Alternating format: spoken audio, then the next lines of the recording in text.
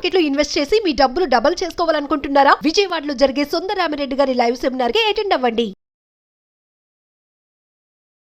నమస్తే సుందరరామిరెడ్డి గారు. సార్ టాటా పేరు అంటేనే అసలు ఇండియా అంటే టాటా, టాటా అంటే ఇండియా అంటారు. సో అంత పెద్ద గొప్ప గ్రూప్ జంషెడ్ రతన్ టాటా గారు కానివ్వండి, రతన్ టాటా గారు కానివ్వండి, ఒక లెగసీ లాగా నడుపుకుంటూ వస్తున్నారు. అండ్ అదే టాటా గ్రూప్ నుంచి ఒక గ్రేట్ ఆపర్చునిటీ రాబోతుంది. మన భారతీయులందరూ లైక్ ఐపీఓ ఇన్వెస్టర్స్ స్పెషల్గా ఉన్న వాళ్ళందరికీ కూడా ఒక తీపి కబురు ఏంటంటే టాటా క్యాపిటల్ ఒక ఎన్బిఎఫ్సిలో చాలా పెద్ద పేరున్న one of the biggest groups నుంచి కొన్ని వేల కోట్లు ఇప్పటిదాకా లోన్స్ రూపంలో ఇచ్చున్నారు. అలాంటి కంపెనీ 2025 సెప్టెంబర్ నెలలో దాదాపు ₹9 పర్ షేర్ ప్రకారంగా ఒక ఐపీఓని కంప్లీట్గా డెసిషన్ తీసుకున్నట్టుగా ఇన్ఫర్మేషన్ వచ్చింది. సో దీని గురించి అప్లై చేయమంటారా, వద్దంటారా, ఏమంటారో మా ప్రేక్షకులు తెలియజేయండి. డెఫినెట్గా అండి, కంపెనీ దగ్గర నుంచి అయితే ఇంకా ఫార్మల్ ఇన్ఫర్మేషన్ అయితే రాలేదు, కానీ బట్ మార్కెట్ లో రూమర్ ఏంటంటే ఇది బై సెప్టెంబర్ కల్లా రావాలని. యాక్చువల్గా ఈ మార్చి మంత్కే వస్తుందని. ఓకే, ఎందుకంటే ఆర్బీఐ రూల్స్ ప్రకారం ప్రతి ఈ నాన్ హౌసింగ్ ఫైనాన్స్ కంపెనీస్ ఏవైతే ఉన్నాయో ఇవన్నీ విత్ ఇన్ 3 years కల్లా లిస్ట్ అవ్వాలి మార్కెట్ లో. ఇది ఆ లిస్టింగ్ టైం ఏంటంటే సెప్టెంబర్ తో అయిపోతుంది టాటా వాళ్ళకి. అందుకని ఎట్టి పరిస్థితుల్లో సెప్టెంబర్ 2025 కల్లా ఇది స్టాక్ మార్కెట్ లిస్ట్ అవ్వాలి. టాటా సన్స్ కి దీంట్లో 93% వాటా ఉందండి. అందుకని వాళ్ళ వాటా డ్రాప్ చేసుకోవడానికి కోసం ఐపీఓకి వస్తారనమాట. అండ్ మార్కెట్ వాల్యూషన్ అయితే ఇది 3 లక్షల కోట్లు ఎక్స్పెక్ట్ చేస్తున్నారండి ఇది. అండ్ ఈచ్ స్టాక్ ని ఆల్మోస్ట్ ₹900 కి ఆఫర్ చేయొచ్చు అని అంటున్నారు. One of the fundamental very sound company అండి. అండ్ 3,300 కోట్లు నెట్ ప్రాఫిట్ ఉంది లాస్ట్ ఇయర్. సో టాటా వాళ్ళ గ్రూప్ నుంచి ఏం వచ్చినా సరే అది కాస్ట్లీ చీపరా అనే బదులు అది మంచి ఎథికల్ ఉన్న మంచి గ్రూప్స్ అంటే బెటర్ అనమాట. కరెక్ట్. ఈవెన్ టాటా టెక్నాలజీస్ కూడా రీసెంట్ గా వచ్చింది, చాలా 20 years తర్వాత ఆల్మోస్ట్ టాటా వాళ్ళ నుంచి. అంటే ఆల్మోస్ట్ వాళ్ళు టీసీఎస్ వచ్చిన తర్వాత అంత పెద్ద ఐపీఓ మళ్ళీ అదే అనమాట. అండ్ వాళ్ళు అమ్మింది ₹500 దగ్గర అమ్మినా సరే అది స్టాక్ అప్ టు లిస్టింగ్ రోజే 1400 దాకా వెళ్ళింది. అఫ్ కోర్స్ ఇప్పుడు లోయెస్ట్ ప్రైస్ 900 దగ్గర ట్రేడ్ అవుతుంది లైవ్ లో, but still you made the money double. Correct. Okay, అందుకని టాటా వాళ్ళ దగ్గర నుంచి ఏది వచ్చినా సరే సైజ్ తో సంబంధం లేకుండా ఎథికల్ గ్రూప్ కాబట్టి మనం తీసుకోవచ్చు. అండ్ రెండోది ఇది నాన్ హౌసింగ్ ఫైనాన్స్ కంపెనీ ఇంకా స్ట్రాంగ్ ఉంది అనమాట ఇది. సో డెఫినెట్ గా మంచి ఐపీఓ అవుతుందండి. కాబట్టి వాల్యుయేషన్ పరంగా అంటే ఇది మార్కెట్ ఆల్రెడీ ఇలాంటి ఉన్న కంపెనీలతో కంపారిజన్ మనం తీసుకోవచ్చు. అయితే ఇంకా అఫీషియల్ ఫార్మల్ గా అయితే మాత్రం ఎలాంటి అనౌన్స్మెంట్ రాలేదు. బట్ మార్కెట్ రూమర్స్ ఏంటంటే బై మార్చి కల్లే వస్తుంది ఐపీఓ, కానీ లేట్ గా అంటే మాత్రం సెప్టెంబర్ 2025 కల్లా వచ్చింది. హలో ఎవ్రీబడి, మన విజయవాడలో 2025 నూతన సంవత్సరంలో గ్రేట్ గా ఇయర్ గుర్తుండిపోవాలి విత్ లాట్స్ ఆఫ్ ప్రాఫిట్స్, మంచి నాలెడ్జ్ తెచ్చుకుంటేనే ఒక రైట్ ప్రాఫిట్ వచ్చే అవకాశాలు చాలా ఎక్కువగా ఉంటాయి. సో మన సుందరరామిరెడ్డి గారు మ్యూచువల్ ఫండ్స్ కి సంబంధించి ETFs and various asset classes లో ఇన్వెస్ట్మెంట్స్ కోసము ఒక offline wonderful work shop organise చేస్తున్నారు మీ అందరి కోసం. సో జస్ట్ విజయవాడ వాళ్ళే కాదు, చుట్టుపక్కల ఉన్న రాష్ట్రాలలో మన తెలుగు వాళ్ళందరికీ కూడా ఇది ఒక ఓపెన్ ఇన్విటేషన్. మిస్ అవ్వకుండా ఈ జనవరి నెలలో అటెండ్ అవ్వండి. ఇమ్మీడియట్గా రిజిస్టర్ చేసుకోండి. స్క్రీన్ పైన కనిపిస్తున్న నంబర్ కాల్ చేయండి లేదా వాట్సాప్ మెసేజ్ పెట్టండి త్వరగా. ఇప్పటిదాకా పియర్ టు పియర్తో కంపారిజన్ చేసుకుంటే సెకండరీ మార్కెట్లో లిస్టెడ్ అయిన కంపెనీస్లో ఎల్ఐసి హౌసింగ్ ఫైనాన్స్ ఒక చాలా పెద్ద గ్రూప్ కంపెనీ. అలాగే లైక్ మనకున్నది పిఎన్బి హౌసింగ్ ఫైనాన్స్ ఉన్నది, కెనరా హౌసింగ్ ఉన్నది. సో ఇలాంటి హౌసింగ్ ఫైనాన్స్ కంపెనీస్ చాలా లిస్ట్ అయ్యాయి. అలాగే టాటా క్యాపిటల్ కూడా. కానీ ఈ హౌసింగ్ ఫైనాన్స్ సెగ్మెంట్ మనం చూసుకుంటే లెక్క పెట్టుకొని లైక్ ఒక 2-3 కంపెనీస్ ఏమన్నా అవుట్ పర్ఫార్మ్ చేసి ఉండొచ్చు అని చెప్పేసి కనిపిస్తుంది. సో ఇలాంటి సెక్టర్ ఏదైతే ఉందో ఇప్పుడు హెచ్డిఎఫ్సి కూడా వాళ్ళ హౌసింగ్ ఫైనాన్స్ కంపెనీని మర్జ్ చేసేసారు బ్యాంక్ లోకి. మరి టాటాకైతే ఒక స్టాండ్ అలోన్ బ్యాంకింగ్ కంపెనీ అంటూ లేదు. మరి ఈ టాటా క్యాపిటల్ ఎన్బిఎఫ్సి కంపెనీ చాలా పెద్ద కాంపిటీషన్ ఆల్రెడీ మార్కెట్ లో ఉంది. అఫ్ కోర్స్ ఓన్లీ టాటా పేరే చాలా కాంపిటీషన్ భయపెట్టడానికి. కానీ ఎంతైనా కానివ్వండి, మార్కెట్ క్యాపిటలైజేషన్కి వచ్చినప్పటికీ, స్టాక్ మార్కెట్కి వచ్చినప్పటికీ అందరూ సమానం.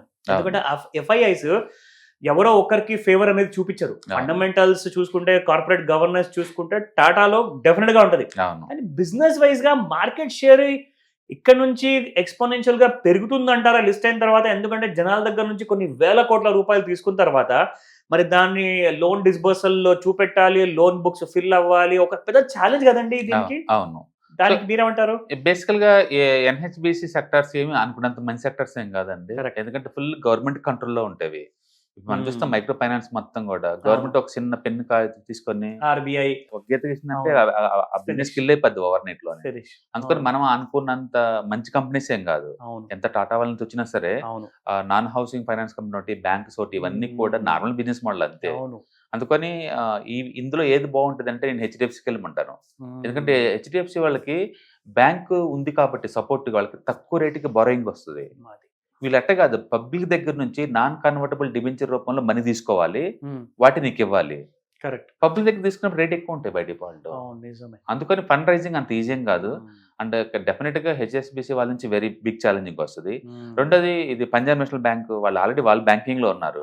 అండ్ క్యాన్ఫిన్ వాళ్ళు ఆల్రెడీ బ్యాంకింగ్ లో ఉన్నారు. వాళ్ళ రేటుకి వీళ్ళు ఇవ్వరు ఎట్టి పరిస్థితిలో.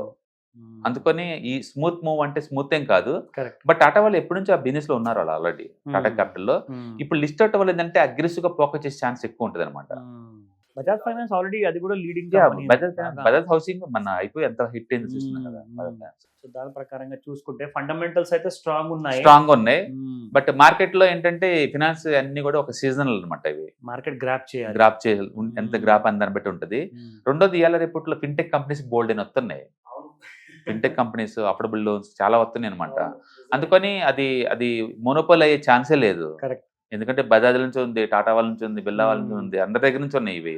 ప్రతి బ్యాంక్ కి నాన్ హౌసింగ్ డివిజన్ ఉందన్నమాట. పర్టికులర్ గా అన్నిట్లో కల్లా ఎడ్జ్ మాత్రం డెఫినెట్ గా హెచ్ఎస్బిసి వాళ్ళది. వాళ్ళు మెర్జ్ అయిన తర్వాత వాళ్ళకి కాస్ట్ ఆఫ్ బారోయింగ్ తగ్గింది అనమాట. అందుకని వాళ్ళు ఇచ్చే రేట్స్ కి మిగతా వాళ్ళు ఇవ్వటం అనేది వెరీ వెరీ ఛాలెంజ్ డెఫినెట్ గా.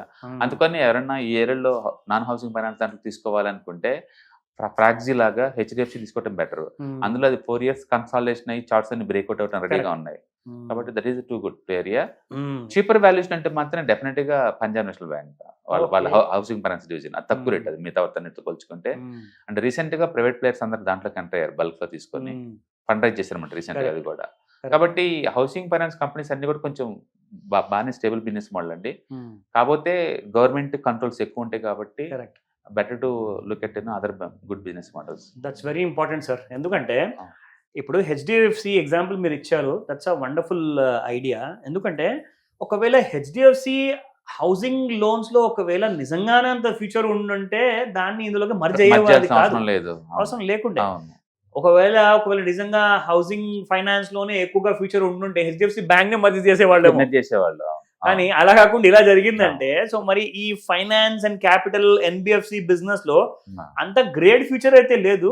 బట్ ఎస్, ఒక స్కోప్ మాత్రం ఉంది సార్. ఎందుకంటే ఇప్పుడు ల్యాండ్ పార్సల్స్ అనేది పెరుగుతున్నాయి. ఇప్పుడు ఫర్ ఎగ్జాంపుల్ మన తెలంగాణ రాష్ట్రంలోనే హైదరాబాద్ చూసుకుంటే మనకి మొన్నటిదాకా ఓఆర్ఆర్ ఉన్నది, ఇప్పుడు వచ్చిన మన కొత్త ప్రభుత్వం ఇప్పుడు RRR దాకా వెళ్ళిపోయింది. అంటే హైదరాబాద్ ఎంత పెరుగుతుందో చూడండి. అంటే మరి హౌసింగ్ డెవలప్మెంట్ జరుగుతుంది, హోమ్ లోన్స్ కావాలి, కార్ లోన్స్ కావాలి. So I think Tata capital does have lots of business in the next 10 years లో అవకాశం అయితే ఉంది. ప్రతి ఒక్కరికి ఉందండి బిజినెస్ స్కోప్ అక్కడ, ఏ ఒక్క కంపెనీ కాదు. కానీ బట్ ఎవరు తక్కువ కాస్ట్ తోటి బారోయింగ్ చేస్తారో వాళ్ళు తక్కువ రేటుకి ఇవ్వగలుగుతారు అనమాట.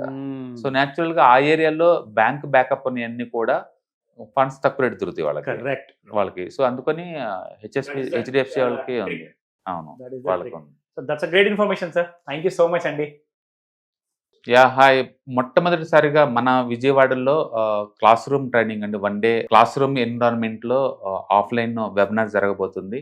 అండ్ ఇంట్రెస్ట్ ఉన్న పార్టిసిపెంట్స్ ఈ కింద స్క్రోల్ అవుతున్న నెంబర్కి రింగ్ చేసుకొని సీట్ బుక్ చేసుకోండి. దీంట్లో ETFs, index funds and mutual funds మీద completely and hand holding experience మీకు ప్రొవైడ్ చేయబడుతుంది. దీని ద్వారా ఏంటంటే మనం అసెట్స్ని స్టాక్ మార్కెట్లో ఎలా మేనేజ్ చేసుకోవాలి, ఎలా గ్రో చేసుకోవాలి, ఎలా ప్రొడక్ట్ చేసుకోవాలో అంటే ప్రాక్టికల్గా నేర్చుకుంటారు. అండ్ ఇప్పటి వరకు మనం ఆన్లైన్లోనే మీరు అటెండ్ అవుతున్నారు. ఇక నుంచి మీరు మన విజయవాడ సిటీలోనే అండ్ లైవ్లో క్లాస్ రూమ్ ఎన్విరాన్మెంట్లో నేర్చుకునే ఛాన్స్ దొరుకుతుంది. కాబట్టి ఇంట్రెస్ట్ ఉన్న పార్టిసిపెంట్స్ కింద స్క్రోల్ అవుతున్న నెంబర్కి పింగ్ చేసి సీటు రిజర్వ్ చేసుకోండి. Thank you.